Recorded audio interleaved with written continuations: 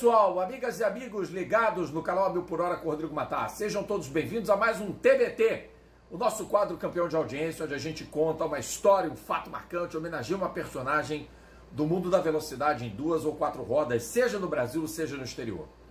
Antes de a gente mergulhar no nosso assunto dessa quinta-feira, eu quero fazer um muito obrigado, dizer muito obrigado a todas e a todos que fizeram o canal atingir mais de 900 mil visualizações únicas em 2 anos ou quase 3 anos de existência. E também agradecer pelo crescimento orgânico que a gente vem enfrentando.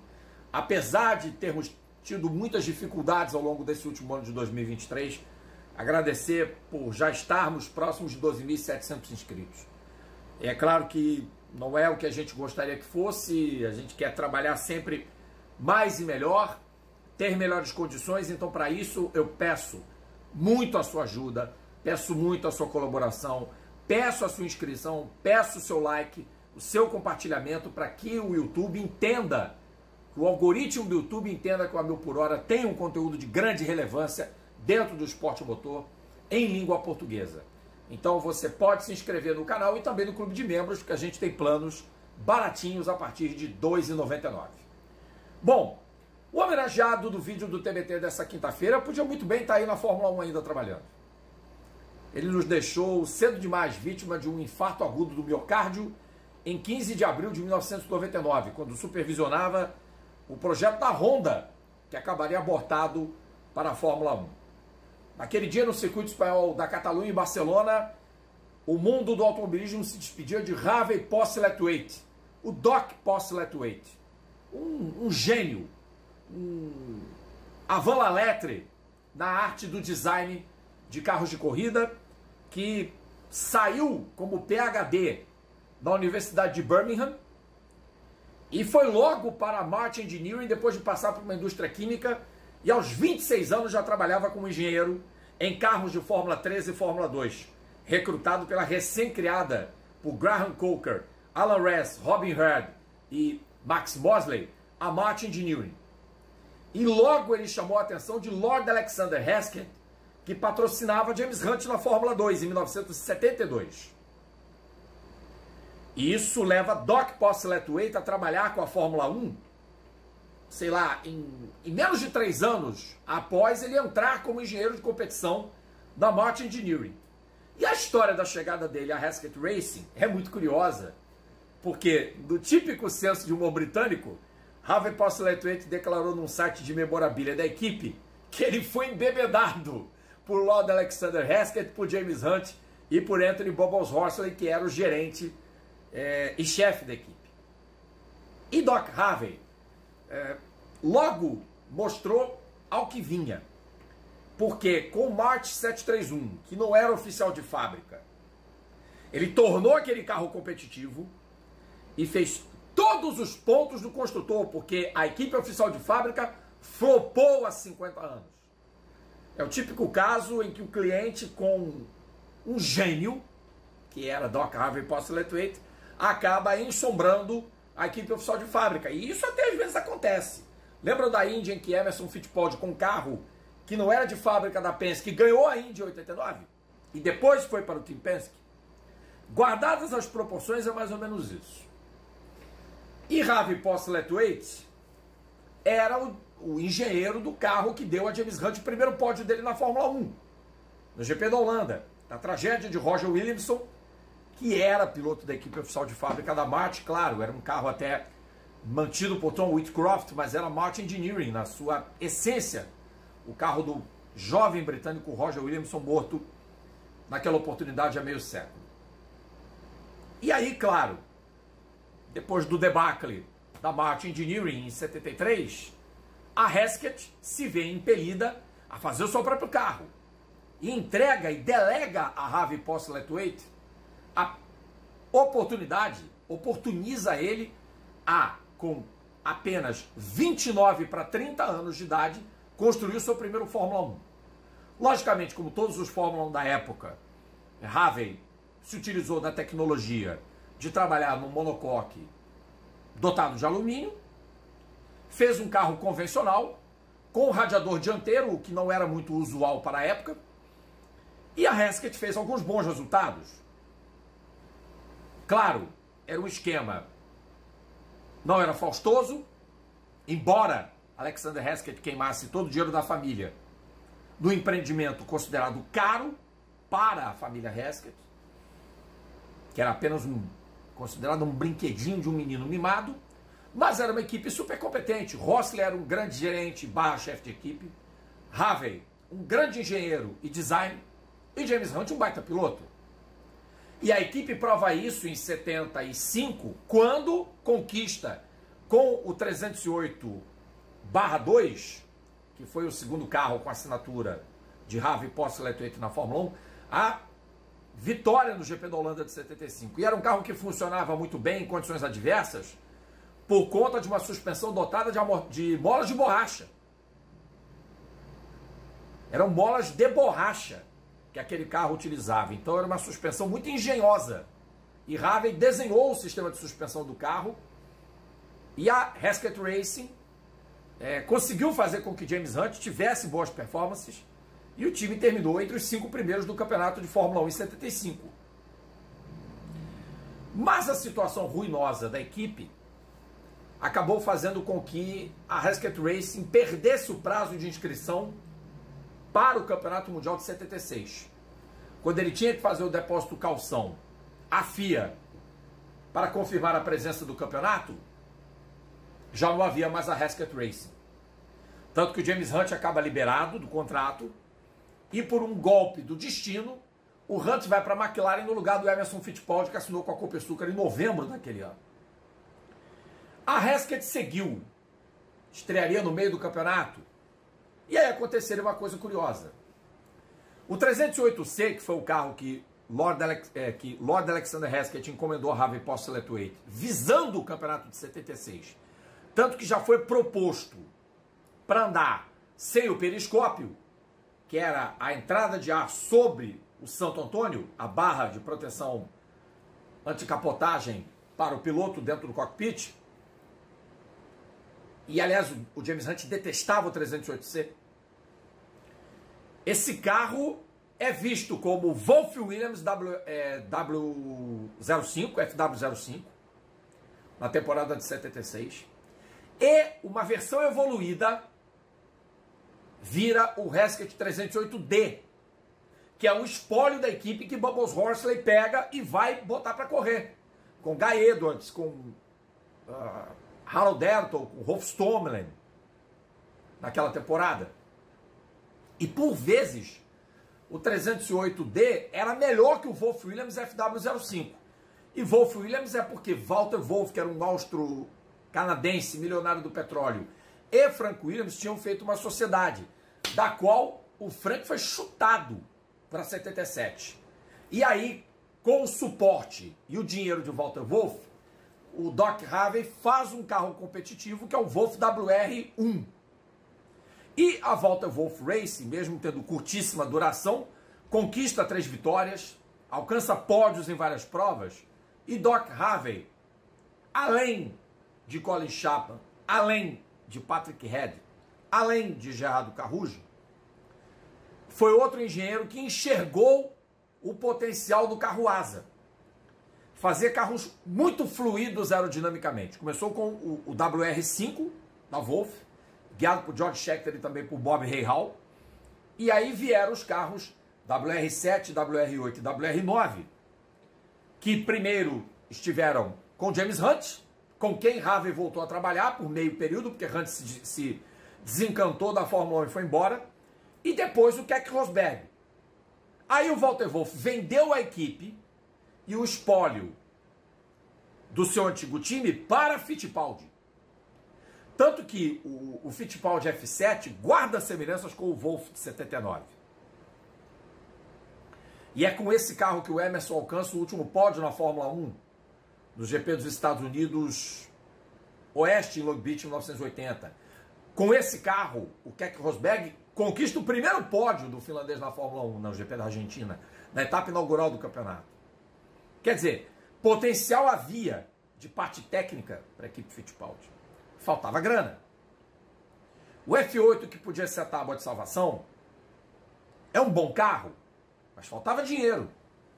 E aí quando a escola anuncia que não vai renovar o patrocínio da Fittipaldi para 81, o que faz o Harvey Postlewaite? Dá o pé da Fittipaldi. E a equipe brasileira teve que ser compreensível. Por incrível que pareça, a criação dele, com versões diferentes, ainda ficou nas pistas até meados do campeonato de 82. Mas, ao chamar a atenção de Enzo Ferrari, que entendeu que sem aerodinâmica ele não teria um carro vencedor, não teria um carro campeão, o comendador mandou Mauro Forghieri contratar a Harvey Postlewaite. Mauro Forghieri e Marco Pittinini foram contratar a Harvey Postlewaite. E Doc Harvey lidera a direção técnica da Ferrari pelos anos seguintes. Sob sua supervisão, Forghieri trabalha no projeto da 126C2 e o carro é conhecido como Fittipaldi Rossa, The Red Fittipaldi, ou Fittipaldi Vermelho. Porque, com dinheiro, o Postlewaite aplicou na 126C2 todas as ideias que ele julgava serem ideais para o F8. Tudo. Se vocês colocarem os carros lado a lado, verão muitas semelhanças entre o Fittipaldi e a Ferrari de 82. E era um carro tão competitivo que, mesmo com a morte do Villeneuve e com a tragédia do Pironi, e ainda tendo sido guiado por Mario Andretti e por Patrick Tambay, leva a Ferrari ao Campeonato Mundial de Construtores, no ano que Pironi podia ter sido campeão mundial de pilotos. E em 83, a versão que não era a carro asa, já um carro com fundo plano, a 126 C2B e depois C3, dá à Ferrari um novo título mundial de construtores, com René Arnoux e Patrick Tambay. Mas as vitórias vão começando a rarear. Embora em 84 a Ferrari tenha tido alguns bons momentos, em 85 Alboreto tivesse liderado o campeonato até o GP da Holanda. Daí para frente o Prost desembestou e não saiu mais da primeira posição.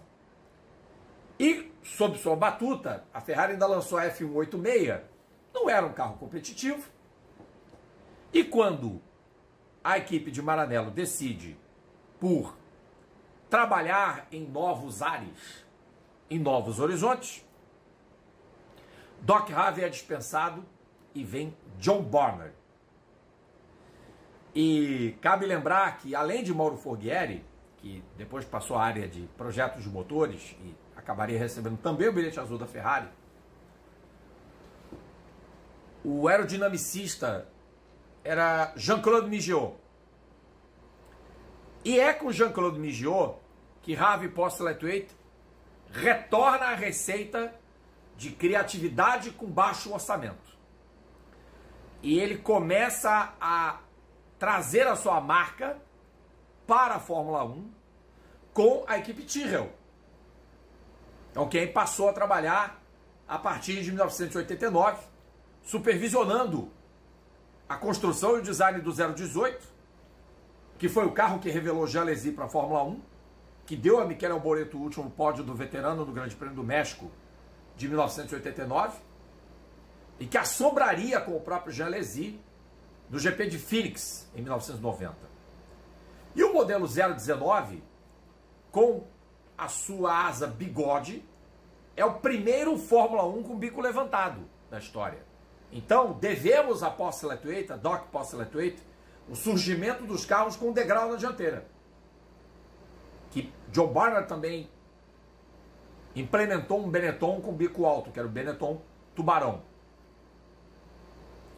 Entrementes esse trabalho na Tyrrell, Doc Harvey recebeu uma proposta de Peter Sauber e foi trabalhar na concepção do primeiro carro helvético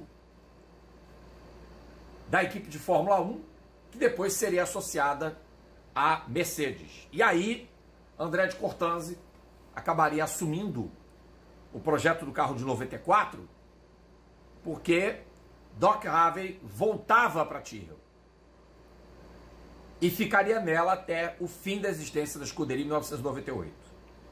Acho que talvez aí, nesse tempo da sua segunda passagem pela equipe do velho Ken, o único erro de Harvey Postlewaite foi ter trazido Mike Gascoigne para a Fórmula 1. Ali pode ter sido um erro. que Mike Gascoigne depois contaminou diversas equipes nas quais trabalhou e queimou o filme do Cristiano da Mata na Toyota. Tem esse detalhe. Mas a Harvey Post Lightweight ainda mostrou a sua capacidade, fez um bom carro em 94. Mark Blundell foi ao pódio, que seria o último da equipe britânica no GP da Espanha. O Kyo Katayama fez pontos. A equipe fez um bom campeonato digno em 94. E em 95, ele implementou, Doc Harvey, uma suspensão passiva chamada Hydrolink, que foi bastante eficaz no começo do ano, mas por falta de dinheiro não pôde ser convenientemente desenvolvida. Ademais, Post Lightweight é o engenheiro que coloca o acionamento pneumático no sistema pedal shift de troca de marcha. Não obstante, ele trabalhou com 4 pneus dianteiros em alguns treinos, visando melhorar o coeficiente de arrasto dos carros que tinha projetado. Os modelos 022, 023 e 024.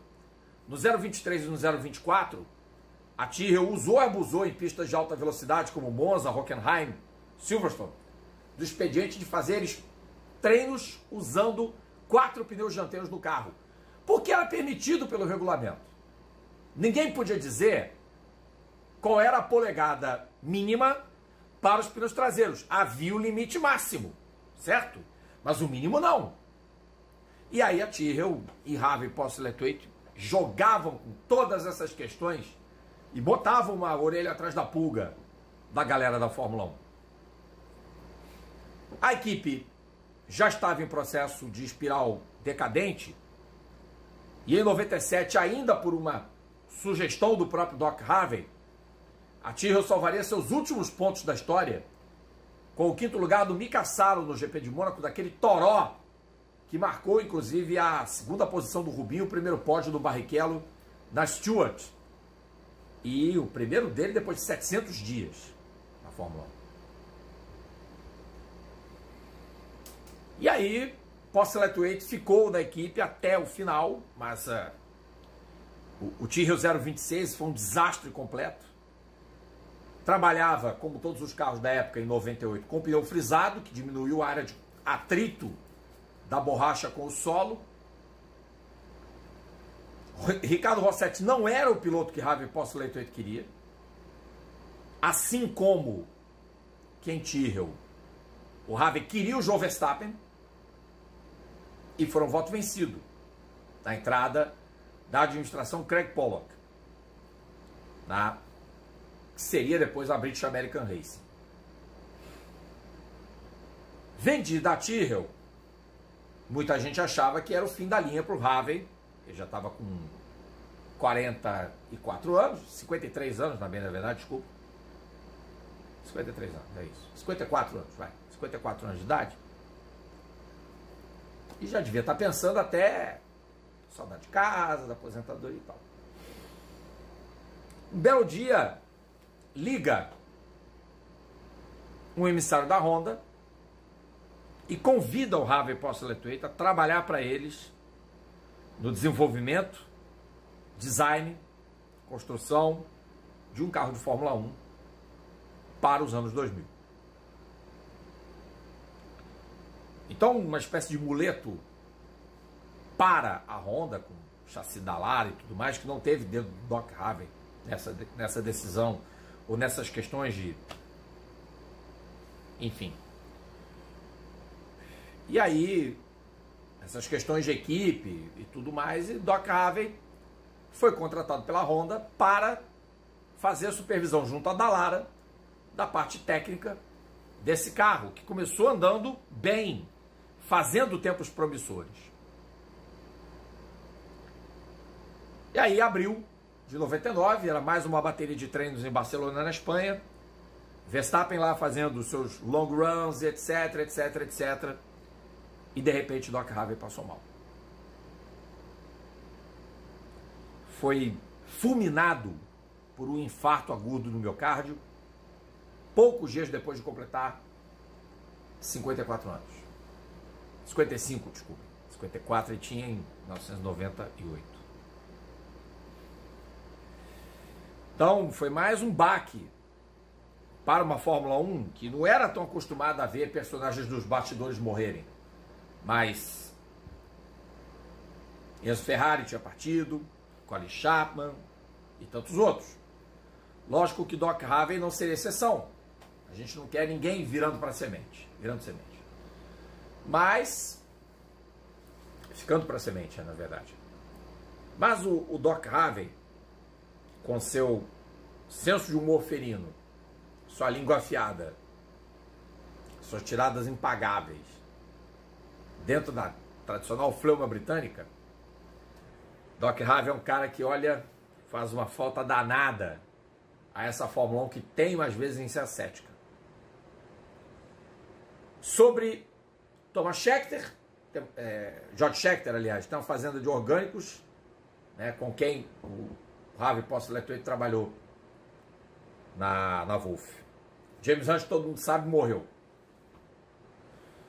Há 30 anos também. Lord Hesketh e Bubbles Rossley estão vivos. Estão vivos ainda. Não sei se estão bem, mas a Hesketh Racing tem uma parcela de culpa nessa história que foi contada agora aqui no canal, por ter revelado um dos mais criativos engenheiros da história do esporte a motor. Então, Doc Harvey, obrigado pelos ensinamentos e por ter seu nome marcado na história do esporte a motor como um dos grandes designers que a era do carro asa conheceu, e também depois mostrando sua competência na direção técnica, supervisionando os trabalhos de outros pilotos e de outros mecânicos, de outros engenheiros. Então, não há muito mais o que dizer, a não ser isso. A gente agradecer ao Harvey, ao Dr. Harvey, e a vocês que acompanharam essa transmissão, esse vídeo inédito do TBT 1000 por hora.